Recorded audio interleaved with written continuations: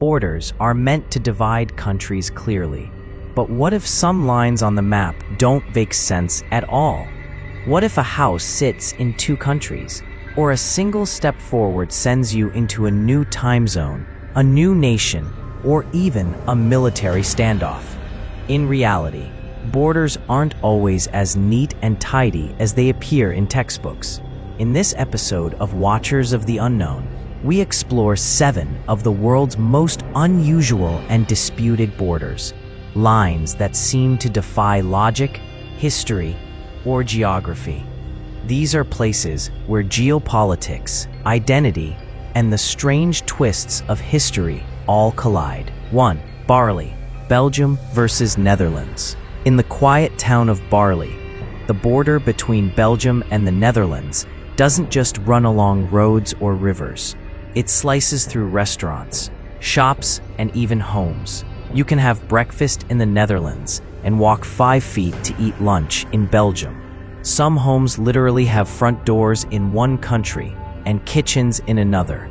To make it even more surreal, the legal jurisdiction depends on which country the front door faces.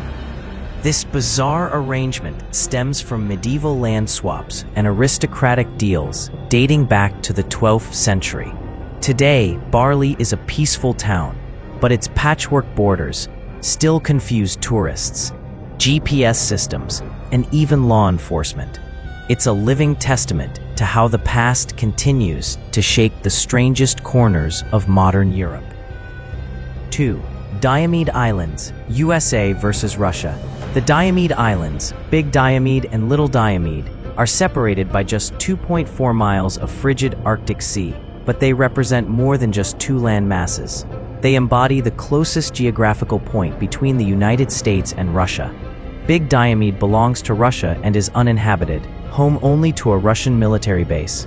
Little Diomede, on the other hand, is American and hosts a tiny native village. The international dateline runs between them, so Big Diomede is nearly 21 hours ahead of its smaller neighbor. During the Cold War, this narrow stretch of water became known as the Ice Curtain. Families were separated, surveillance increased, and crossing became impossible. Though the distance is small, the political and temporal gulf is enormous. Standing on Little Diomede, you can literally see into tomorrow. 3. Bir Tawil, a land with no country.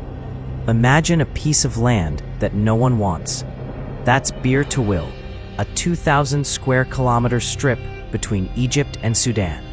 Unlike most disputed territories, which are claimed by 2 or more nations, Bir Tawil is claimed by neither. This bizarre situation is the result of a border dispute over the nearby Halaib Triangle. Due to conflicting colonial-era maps, Egypt claims one border that grants it the triangle and disowns Bir Tawil, while Sudan claims the opposite. Recognizing Bir Tawil would mean surrendering claim to the more resource-rich Halaib Triangle. Thus, Bir Tawil remains a no-man's land, uninhabited and technically available for the taking. Over the years, adventurers and micronation enthusiasts have tried to claim it, some declaring kingdoms, others planting flags, but none of these claims have ever been recognized. Bir Tawil remains one of Earth's last true unclaimed pieces of land. 4. North Korea, South Korea Demilitarized Zone.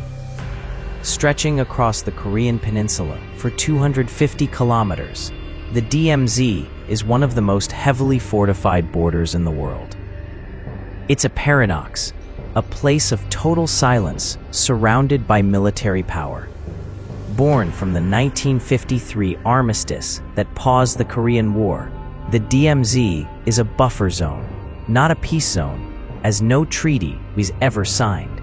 It features barbed wire, landmines, surveillance towers, and thousands of soldiers on both sides. Within it lies the Joint Security Area, JSA, a surreal compound where soldiers from both Koreas can see each other face to face, separated by just a few inches. On rare occasions, tension has escalated dangerously. Defections under gunfire, propaganda broadcasts, and diplomatic showdowns. And yet, ironically, The DNZ has also become an unintended wildlife haven, untouched by human development for decades. In this hostile corridor, war and nature coexist in uneasy silence.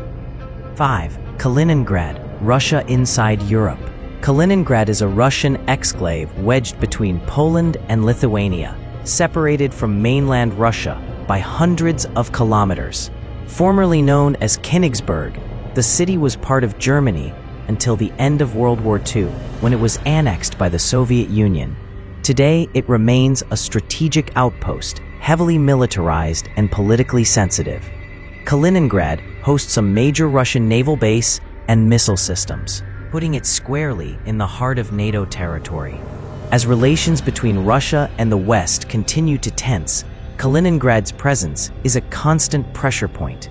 Despite being geographically European, the city's culture, language, and identity remain deeply Russian. It's a place where history never quite settled, where the scars of war still define the borders. 6. Ceuta and Melilla, Spain and Africa.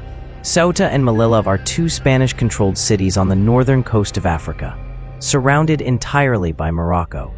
Though part of Spain politically and administratively, these cities are geographically African, creating an unusual duality. Historically, they were important trading posts and military outposts during Spain's expansion into North Africa. Today, they're flashpoints in the ongoing migration crisis. Massive border fences with razor wire, cameras, and guard towers attempt to prevent illegal crossings into the European Union. The Moroccan government continues to contest Spain's claim over these territories, leading to recurring diplomatic strain. For the people living in Ceuta and Melilla, life exists at the crossroads of two continents, cultures, and worldviews. They use euros, speak Spanish, but wake each day surrounded by Africa. 7. Mount Everest, shared by Nepal and China. Mount Everest is more than a geographical marvel. It's a political line in the sky. The summit lies directly on the border between Nepal and China's Tibet Autonomous Region. Climbing routes from each country are different, and each has separate regulations, permit systems, and base camps. Climbers must choose a side long before they reach the top. In 2020, Nepal and China even disagreed over the mountain's precise height. While most see Everest as a symbol of human ambition and natural wonder, it is also a frontier marked by bureaucracy, nationalism, and tourism politics. As both countries push for more control over access and management, Everest's summit becomes a stage not just for climbers, but for governments asserting their claim to the roof of the world. Borders are more than lines. They are stories. They are the result of wars, treaties, negotiations, and often accidents of history. The 7 we explored today remind us that geography isn't always logical, and that the divisions between nations can be as mysterious as the people who draw them. If you enjoy stories like this, where history meets mystery, be sure to like, subscribe, and ring the bell for more episodes of Watchers of the Unknown. There's a whole world out there waiting to be uncovered.